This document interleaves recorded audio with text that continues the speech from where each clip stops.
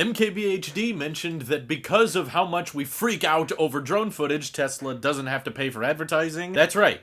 I'm the guy. I'm the reason they don't have to pay for advertising, because yes, I'm gonna break down these images thanks to a drone flyer who luckily this time respected the distance of the vehicles he was recording. Appreciate that very much, thank you. However, now we are actually gonna pay the price of respecting that distance of the vehicles, because as you can tell by a lot of these pictures, they are not incredibly detailed. They are kind of blurry and pixelated. Not saying you should have flown closer, I'm just saying, you know, we gotta work with what we can do, and it's not gonna be practical for drones to be flying 10 feet over the Cybertruck every time they spot it. So there are actually some things we're seeing on this prototype that we did not see before, mostly being the tonneau cover, and also a much better indication of this prototype's overall size, because they are now parking it directly what appears to be a white plaid Model S, and on the left is two Model X's. I kind of went back and forth with Sawyer Merritt on this one a bit. I was thinking they were Model Ys, but he was able to confirm thanks to the headlights and the rims, these are very likely plaid Model X's awaiting delivery. And that's good news, because the Model X is like Tesla's largest vehicle in mass production, and as you can see with the Cybertruck parked right next to it, it's quite a bit taller, it's quite a bit longer, and there was a lot of talk on whether or not Tesla had kind of compromised on the overall Cybertruck size in the past, but I think a lot of that stemmed from us not really getting a good look at how big the Cybertruck was next to Tesla's largest vehicle. So it's very possible they might have shrunk the bed a little bit, but after seeing some of these images, it definitely feels more in line with the standard F-150 size, and that's the target demographic, of course, the Cybertruck is going after. So making sure that you're basically working within the same dimensions of the best-selling truck, while simultaneously offering better utility, better practicality. And while I'm very excited for Cybertruck updates in the future, and I hope they update the website soon with more accurate renders, I gotta lean on the bit of the bad news here and just acknowledge that that tonneau cover looks particularly dirty. I mean, this is one concern I've seen some people float around, but now I'm actually starting to see some of the side effects of it. That tonneau cover they've showcased on the back of the Cybertruck has a lot of lines, it has a lot of grooves, because of course this whole cover has to fold up and be stored inside the truck, and probably because they were driving this thing around Giga Texas and it was picking up a lot of dirt and a lot of sand, it's all collecting within that cover, and it's not a pretty look. I mean, luckily, the Cybertruck is not trying to be a beautiful vehicle per se. Some of us may find it that way, but in reality, it is going for more utility and practicality. It's not really just going for aesthetics, so it's okay that the tonneau cover gets a bit dirty. I'm just worried about like dust and sand and little rocks and stuff getting crammed inside wherever the tonneau cover ends up being stored, and that's obviously gonna eat into maybe some of your motors or electronics on the inside of the vehicle, which is not good, and that might have been the reason all of the prototypes we've seen in the past month or so always had the tonneau cover up, or possibly didn't even have a tonneau cover installed at all, and maybe just for the prototype testing of the new windshield wiper and the new side view mirrors and the doors that don't have door handles anymore, maybe they just took out the tonneau cover because it's been so problematic. But now seeing how much dust and sand and stuff has been collected, it's not a terribly good look, especially if people are going to be taking this off-road and driving it through the desert or on sand. Hopefully they can find a way to make that fairly easy to clean. I mean, there is an air compressor built in, so if you want to clean things out with a little air hose, it should be pretty easy. I just don't want rocks and sand getting stuck in there and wearing down the motors over time and making that cover not work at all, or at worst get stuck when your cargo is still in there. So that's just me siding on the side of pessimism. Overall, it is good to know that the Cybertruck is definitely going to be Tesla's like largest mass-produced vehicle, aside from the Semi, which is kind of in its own league. And again, we're just working with some pixelated drone shots, and that's pretty much the best we can do, but the Kilowatts also were able to catch two Cybertrucks actually testing, one of them being completely torn apart. But this is kind of a cool moment, because I think it's the first time we've ever seen multiple Cybertrucks in one place. You know, before we'd only seen one prototype all by itself. Now it's cool to see that they actually have various prototypes driving around the same track, and I can't wait till we see 3 or 4 Cybertrucks in the same shot at once in the future. I would love it if Elon or Tesla could actually just show us some up-close videos and side-by-sides, especially if this is pretty much what they're expecting the production model to be. Maybe they're hesitant to actually give us up-close footage or up-close pictures because they know there's a lot of things that aren't final and there's a lot of things that might change, so getting excited for all these specifications and these length numbers might be pointless. But I'm curious what you guys think of the Cybertruck's overall size. Do you think it's a good thing if the primary specs can still be achieved in a smaller footprint? Like, it could still have a 6.5 foot bed, it still seats 6, it could store 100 cubic feet of cargo, or do you want it to be bigger than the prototype? Do you want it to be just as long, just as wide? Doesn't really matter if it's a poor use of space or whatnot. Feel free to let me know what you're thinking down below. Thank you to everyone supporting the channel over on Patreon, and of course everyone just watching these videos helps out a ton too. Take care all, and have a great day.